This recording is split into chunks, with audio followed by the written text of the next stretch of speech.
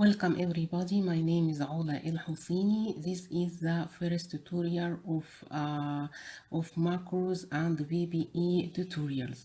In this tutorial, I am going to explain what is macro, how to use it, and when to use it.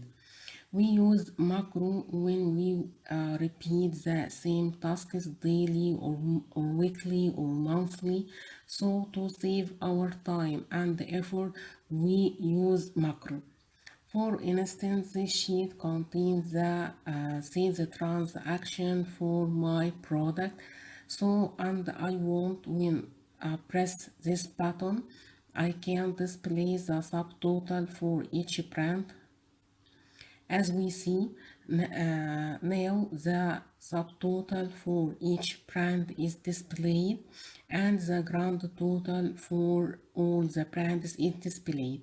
And by press this button, I display the subtotal for each product and the grand total for all the product. And by press this button, the subtotal for each product and the subtotal for each brand is displaying as we see. And by press this button, I remove the subtotal. I create this application by using macro. So when we want to create an automated app, we use macro to save our effort and time. Okay, there is another example. For instance, I have the sales. I have sheet has the sales transaction, and I want when I select a specific brand and a specific product. Okay, and by press the search button, automatically it says the transaction displayed as we see, and I can print it by press this button. I created this application by using macro. So by using macro, I saved my effort and time. Okay. To use macro, you have to display tab. This tab is called developer.